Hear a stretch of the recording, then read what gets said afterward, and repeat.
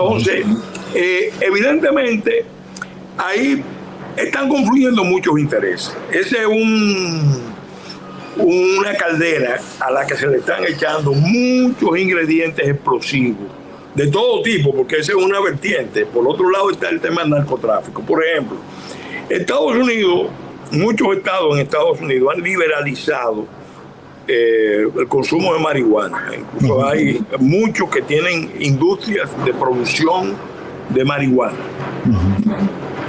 y de hash para expendio público. No ha sido el gran negocio que se esperaba, pero ya eso, por lo menos en Portugal, no ha sido el gran negocio que se esperaba. Pero en Estados Unidos sí es una industria que va en auge. ¿Qué pasa? Jamaica es la proveedora probablemente mayor de marihuana de todo el Caribe. Y una de las maneras de introducir esa droga pasa por Haití. Pasa por Haití. Y los pagos se están haciendo no solamente con dinero, se están haciendo pagos en armas. Esos grupos que se están formando son grupos para proteger esas operaciones. Eso es independientemente del hecho histórico acreditado, está en todos los libros sobre lucha antidroga, que Haití se convirtió desde la década de los 60 virtualmente en un país de refugio, en un país de almacén de droga y sobre todo donde se refugiaban las mafias del mundo para protegerse cuando eran perseguidas. Eso es una realidad. Pero el narcotráfico es otra fuerza importante que está ahí. Mira, cuando yo fui al Congreso americano ahora en la misión, yo le hice un planteamiento a la Comisión de Relaciones Exteriores del Senado americano sobre el tema de las tropas Kenyata, vienen de Kenia. Parece que hay posibilidades de que esas tropas sean más, pero parece que quieren integrar más países africanos. La advertencia que yo le hacía al equipo, al Senado norteamericano, en esa comisión que presidía en ese momento el senador Menéndez, y estaba todo el staff de los senadores oyendo el planteamiento, era que nosotros teníamos preocupación con relación a que esa fuerza fuera esencialmente africana. ¿Por qué? Porque yo no creo que las fuerzas de seguridad de África tengan mejor institucionalidad que las chilenas, que las argentinas, que las brasileñas, que eran fuerzas militares, que estaban en la MINUSTA. Estas son fuerzas policiales que vienen de diferentes países africanos, pero van a tener que lidiar con un fenómeno que tiene mucha fuerza en la región, que es el fenómeno del narcotráfico, del crimen organizado. Eso es un factor que tiene que tomarse muy en cuenta. Y también otros más, por ejemplo, recuérdense que cuando vino el cólera, Haití vino de una cepa de Nepal. Y por suerte que los médicos cubanos estaban allá y atacaron bastante bien la enfermedad. Eso hay que reconocérselo, fue un servicio eminente a los haitianos, pero se murieron entre 10.000 y 20.000 personas en Haití y se afectaron cientos de miles, y eso tuvo repercusiones aquí, tuvo en un momento en condiciones de afectar la industria turística de República Dominicana. Entonces la preocupación que yo expresaba era la posibilidad de que eventualmente eso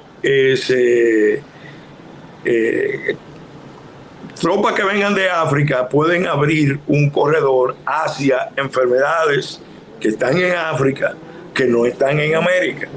Y hay que tener mucho cuidado de qué países, cuáles son las fuerzas que finalmente van a venir y las condiciones de control sanitario que hay que establecer para evitar que se repita la historia. Porque eso fue un capítulo muy oscuro, muy penoso de la presencia de Naciones Unidas ahí. Ahora, el argumento que se está buscando, que CARICOM ha promovido y el grupo afroamericano, es que es mejor que vayan tropas afroamericanas porque así los haitianos no se van a sentir oprimidos por los blancos imperialistas. Pero tiene su bemoles, porque esas fuerzas también tienen unos estándares en África que si lo aplican en Haití, eso puede dar lugar a una serie de problemas muy serios. Muy serio. Dígame muy algo, don Pelegrín, a propósito de la posición de Estados Unidos, y se hacen los de la vista gorda y las armas, y al final las armas que llegan a Haití en su mayoría también vienen de Estados Unidos, etcétera. ¿Por qué Estados Unidos devuelve a Guy Philippe, un hombre preso, pero además vinculado al narcotráfico, etcétera, etcétera, preso en Estados Unidos y de buenas a primeras aparece en Haití? Bueno, eso tiene una explicación. Guy Philippe, que es un comandante de la policía haitiana formado en Ecuador, que es un tipo carismático, con una articulación política, con cierta habilidad para hacer sus planteamientos. Guy Philippe fue un operador de la CIA. Me explico. Cuando Aristides fue derrocado por segunda vez, la operación de derrocamiento se organizó por parte de la Agencia Central de Inteligencia y se usó a República Dominicana para el derrocamiento de Aristides.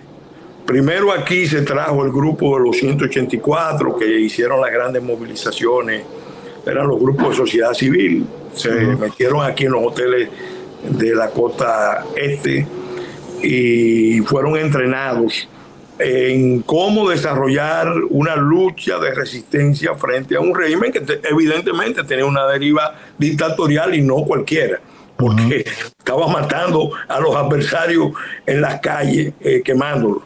Sí. Es una cosa seria. Entonces se organizó ese grupo de los 184. El que lo organizó es un haitiano americano que vino con la cobertura del Instituto Republicano Internacional, se llama Stanley Lucas. Esto que yo estoy diciendo no es secreto, esto está en la página del New York Times, porque el New York Times le dedicó un reportaje al papel de Stanley Lucas, llevando una acción desestabilizadora en paralelo y contraria a las posiciones oficiales del embajador americano. El embajador americano en Haití le ratificaba a Aristides que ellos estaban con la institucionalidad, y aquí Stanley Lucas estaba montando la operación de desestabilización. El jaque mate de la operación eran dos personas que la dirigían.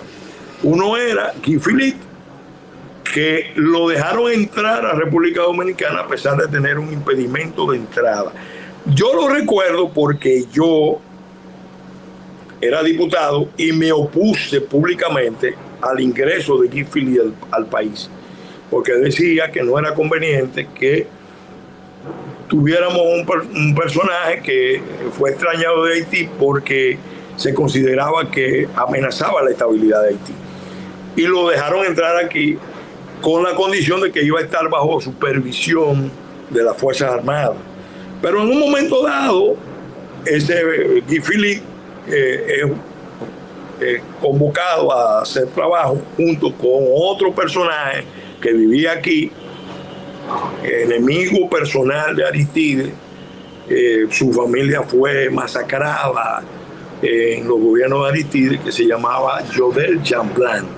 Jodel Chamblan fue el que dirigió el grupo FRAC, que era el grupo represivo que apoyaba a la junta de Raúl Cedras cuando se produjo aquella crisis del 94. Entonces él aquí, junto con este personaje, pasan a Haití, llegan uniformados a Cabo Haitiano, allá le colocan armas y empieza un movimiento hacia Puerto Príncipe. ¿En qué momento se produce eso? En un momento en que Aristides radicaliza la lucha contra la comunidad internacional occidental, y concretamente con un reclamo muy agresivo de que Francia tenía que indemnizar y Occidente a Haití con 20.000 millones de dólares. Entonces, yo me enteré con más detalle porque el embajador Guy Alessandre se me acercó y me habló. Él falleció, un gran embajador de Haití. Sí. Él se me acercó y me dijo, mire, diputado, yo sé que usted fue de los pocos que se opuso al ingreso de Guy Philippe a la República Dominicana, y por eso le quiero participar que el gobierno haitiano le notificó al gobierno dominicano que Guy Philippe y Jovel Jean-Blanc están preparando una expedición desde el territorio dominicano. Yo le dije, mire, yo tomo nota de eso y le puedo decir que si eso se está organizando, no crea que eso es hechura del gobierno dominicano. Si eso se está organizando en el contexto que estamos viendo, eso muy probablemente sea una nación de los Estados Unidos de Norteamérica dispuesto otra vez a derrocar al presidente Aristides. Ahora, yo le dije, si usted me da las pruebas de que ustedes notificaron al gobierno de esto, yo como diputado hago el planteamiento. Él nunca me la dio, yo por eso no hice señalamientos generales de admonitorio. Estábamos en campaña, entonces hice las advertencias del peligro que significaba, pero no fui preciso porque para hablar de un tema de ese tipo hay que tener las pruebas. Hay que tener las pruebas, pero ahora lo puedo decir, fue Guy Alessandre que me dio esos detalles. De modo que Guy Philippe era un hombre, básicamente, que trabajaba con los norteamericanos. ¿Cuándo lo sacan de Haití? Lo sacan cuando lo eligen senador, y el gobierno de Moïse y el equipo del partido Tecalé, Martelly y compañía, parece que consiguen con el presidente Clinton,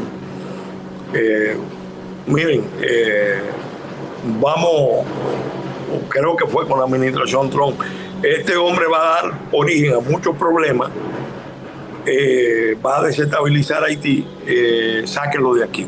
Y evidentemente, como Haití es virtualmente un narcoestado, no era fácil, no era difícil armar un expediente, involucrarlo, y no digo que sea inocente, porque es muy difícil que un tipo como ese, que controla territorio en la parte sur de Haití, no tenga que ver con el tema del tráfico de droga. Entonces lo tomaron, le hicieron un expediente, lo mandaron a Haití. ¿Qué es lo que llama la atención? Que lo ponen en el terreno en Haití. El argumento era de que estaban dilatando el proceso de la puesta en libertad, con tecnicismos legales. Si Estados Unidos, por razones de seguridad internacional, hubiera querido decirle, mire, usted no va para Haití, lo puede hacer. Y todo el mundo lo hubiera entendido. Pero decidieron ponerlo en libertad, parece que se movieron fuerzas.